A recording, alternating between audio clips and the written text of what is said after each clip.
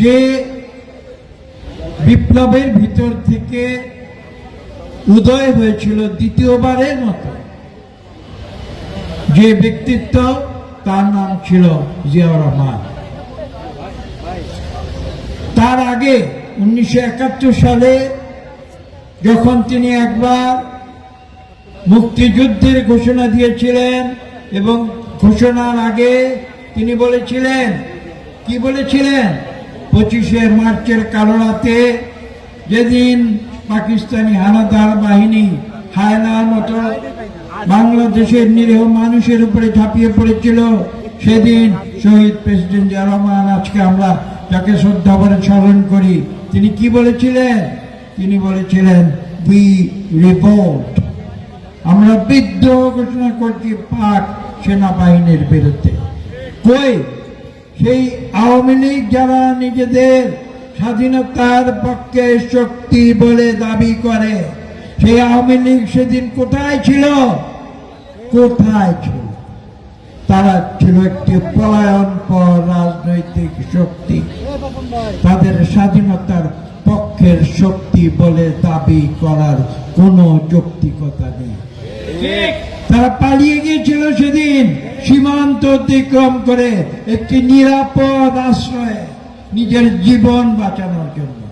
ঠিক যেমন করে বিগত 5ই আগস্ট আপনারা দেখেছেন যে স্বৈরাচারী সরকারের সর্বোচ্চ পদে যিনি আসীন ছিলেন, তিনি ঠিক সেদিন আবার সেই 1971 সালের মতোই কাপুরুষের মতো পালিয়ে গেছে।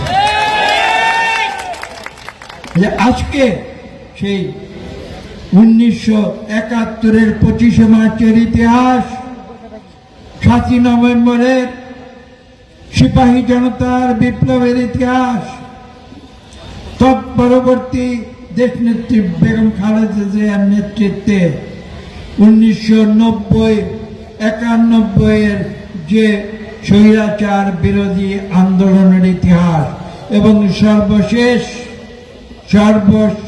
2024 সালের জুলাই আগস্টের বিপ্লবের যে ইতিহাস, সেই সব ইতিহাস একই সূত্রে গঠিত। কোন সূত্রে গঠিত? এই সূত্রটি হচ্ছে অত্যন্ত স্পষ্ট। আমি যেটাকে বলবো সেটা হচ্ছে গণতন্ত্রের অধিকার। বাংলাদেশের মানুষ ভোট দিতে চেয়েছে, তারা 71 সাল থেকে ভোট দিতে চেয়েছে, গণতন্ত্র চেয়েছিল। সেটা কি তাদের অপরাধ ছিল? সেটা কোনো অপরাধ হতে পারে না।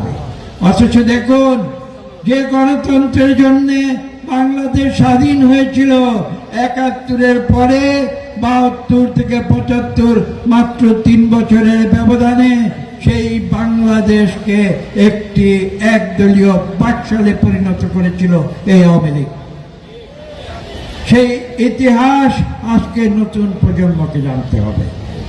একজন বক্তা একটু আগে বলেছেন যে বিগত 16 বছর স্কুলের কোমলমতি বালক বালিকাতে তারা কি করেছে?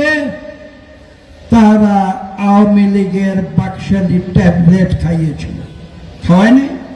স্কুলের সিলেবাস পরিবর্তন করে নাই? ফলাফল কি হয়েছে? একদিনে বাংলাদেশে 5ই আগস্ট 2024 সালে সেই 16 বছরের ট্যাবলেট কোনো কাজে লাগে নাই। সিলেবাস বদল করে যে শিক্ষা দিয়েছিল, সেই শিক্ষা কোনো কাজে লাগে নাই। সেই 5ই আগস্ট বাংলাদেশের তরুণ নতুন জনতা, নতুন প্রজন্ম, তারা সেই শেখানো ইতিহাস, যেটা টিয়া পাখিকে শেখানো হয়, সেই টিয়া পাখিকে শেখানো ইতিহাস তারা উদ্গীরণ করে ফেলে দিয়ে তারা বাংলাদেশের সত্যিকার ইতিহাস প্রতিষ্ঠা করেছে। এবং ইতিহাস এটা সাক্ষ্য হয়ে থাকবে। সেই তরুণ প্রজন্ম, তাদেরকে কেউ শিখাতে হয় না এই সত্যিকার ইতিহাস। তারা যখন স্কুলে গিয়েছে, তাদেরকে জোর করে যখন বানানো ইতিহাস শেখানো হয়েছে, আমরা যারা বয়োজ্যেষ্ঠ অনেকে ভয় পেয়েছিলাম বাংলাদেশের কোটি কোটি তরুণ সমাজকে বোধ আওয়ামী লীগ বিপদগামী করে ফেলছে।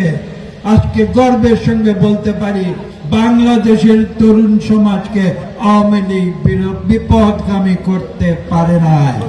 যদি পারত তাহলে 5ই আগস্টের এই বিপ্লব সংগঠিত হতো না।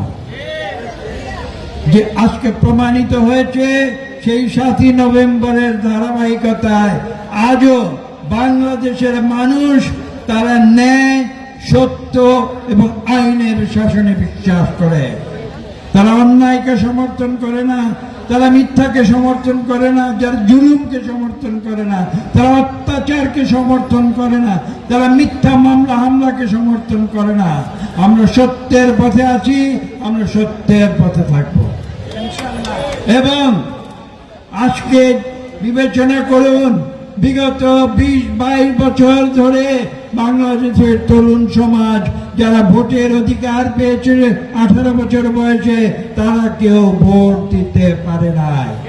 সেই ভোটের অধিকার ফিরিয়ে আনতে আমাদের ভারপ্রাপ্ত চেয়ারম্যান জনাব তারেক রহমানের নেতৃত্বে আজকে তিনি বাংলাদেশের মানুষকে প্রস্তুত করেছেন, সংগ্রামে সঠিক পথে পরিচালনা করেছেন।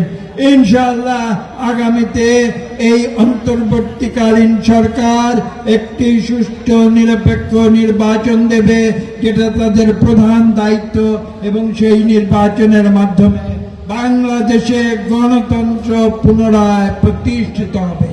যে গণতন্ত্রের জন্য বাংলাদেশের মুক্তিযুদ্ধে লক্ষ লক্ষ মানুষ বুকে রক্ত ঢেলে দিয়েছিল। বক্তব্য দীর্ঘ করার সুযোগ নেই। শেষ কথাটি যেটি বলতে চাই, শহীদ প্রেসিডেন্ট জিয়া রহমান ছিলেন, তিনি এমন একজন মানুষ যার গুণাবলী আমি বর্ণনা সারারাত করেও শেষ করতে পারবো না।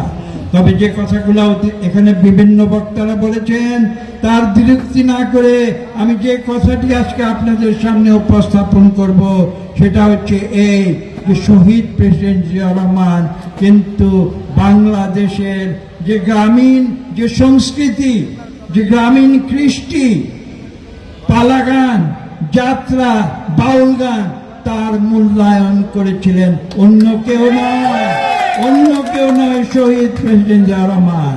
তিনি সারা বাংলাদেশকে গুণী শিল্পী গ্রাম গ্রামান্তর থেকে ডেকে এনে আজকের যে শিল্পকলা একাডেমির প্রাঙ্গণ, সেই প্রাঙ্গণে এর চেয়ে বড় সামিয়ানা করে সেখানে তাদের দিয়ে তিনি পারফর্ম করিয়েছিলেন।